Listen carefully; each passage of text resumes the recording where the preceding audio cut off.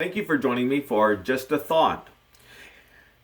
Today's phrase is going to be, and these are contrary to one another, so that you do not do the things that you wish. Now, the problem is that the spirit is contrary to the flesh. The flesh wants to be satisfied. The spirit wants to be satisfied. But the problem is that they're on two different spectrums. They are polar to one another. They are north and south, east and west to one another. They are contrary, as we've already seen in our context, to one another. So there is a struggle for the Christian to do what he or she should do. And it is a constant battle against the flesh. Again, walk in the Spirit. You shall not fulfill the lust of the flesh. For the flesh lusts against the Spirit, and the Spirit against the flesh, and these are contrary to one another. Turn with me over to Romans chapter 7. Now there are those who would argue that Paul did not have any kind of struggle in the flesh. He was so strong in the Lord that it really just was not an issue he had to deal with. And I don't know why he would be any different than anyone else. We all struggle with the flesh because the flesh wants to be satisfied. The flesh wants to... it has its appetite and it wants to have what it wants. It wants its desires fulfilled. The thing is that we've got to overcome the flesh in that sense. So turn over to Romans chapter 7 and verse 14. Let's begin here and we'll see this war of the spirit and flesh in different terminology, but still the same struggle, the same battle that's going on within all of us. Now, that doesn't mean we can't overcome the flesh. It doesn't mean that we can't be strong in the spirit, and that the flesh is not as, you might say, it's not as strong as it once was. The temptations aren't as strong as they once were. But that doesn't mean that things don't happen. They don't creep up and the devil's not tempting us. We're not drawn away by our own desires. That still is going on. The battle rages. It may become easier as time goes by, depending on what that vice is and so on. But notice in verse 14 of Romans chapter 7, and we know that the law is spiritual, but I am carnal, sold under sin. I'm stuck in this body. Me, you, the spirit, the soul of man is stuck in a body of flesh, of carnality, of worldly nature that wants to be satisfied. Verse 15, for what I am doing I do not understand, for what I will to do that I do not practice, but what I hate that I do. Do you ever find yourself doing exactly that? We sin. We don't want to sin. That's not our desire. That's not what our heart is really set upon. But we've given in to the flesh. Notice in verse 16, if then I do what I will not to do, I agree with the law that it's good. The law that says, hey, don't do that.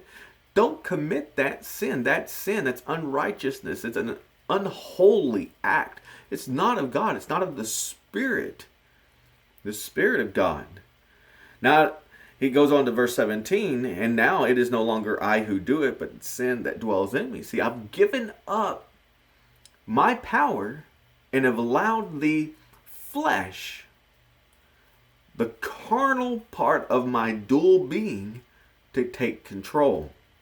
It's not that the flesh can go and sin, can commit fornication, and the spirit be separate from the body, and therefore there's no connection, and we're still right before God. That's an impossibility. It is that I have given up the control over my flesh, and it's no longer I who do it, but sin that dwells in me. The sin has taken control. The flesh, my carnal nature has taken control. I'm no longer. It's like I'm no longer there anymore. For I know that in me, that is in my flesh, nothing good dwells. For to will is present with me, but how to perform what is good I do not find. It is that we sometimes respond in regard to sin. It's not a calculated sin. We are just weak. We give in to the flesh, and without thinking, without engaging our mind and saying, I cannot do this. I have to control myself. For the good that I will to do, I do not do, but the evil I will not to do, that I practice. There's that struggle. Now, if I do what I will not to do, it is no longer I who do it, but sin that dwells in me. I've allowed sin to take control.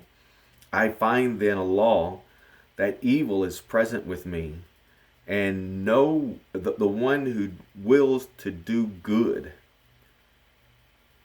For I delight in the law of God according to the inward man. That's that spirit.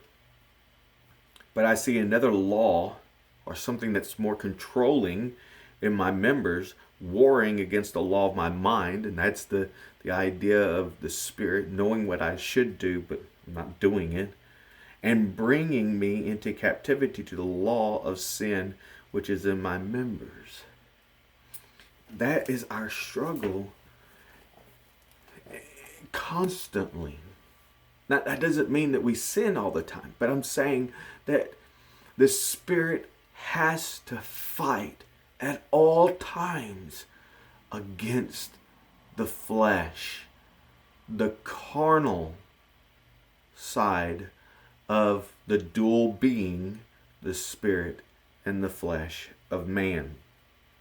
Remember what Jesus told Peter when he came back from praying? He says, watch and pray lest you enter into temptation. The spirit indeed is willing. The spirit, the soul of man, wants to do what God has said. The spirit is willing, but the flesh is weak. Now, this is kind of a play on words. It's the idea of the flesh being weak, of us not controlling the flesh. The flesh has taken control.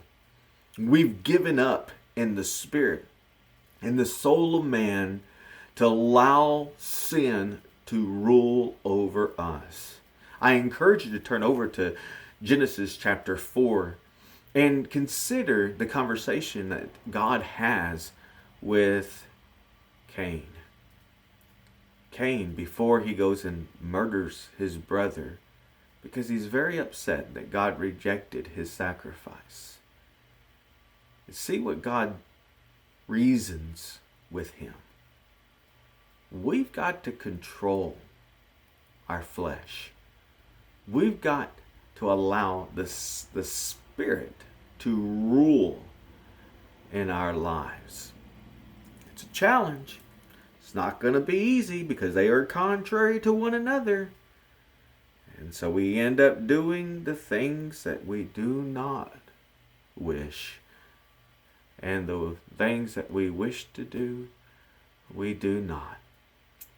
But we need to get stronger in the Lord and overcome the sin that's knocking at the door.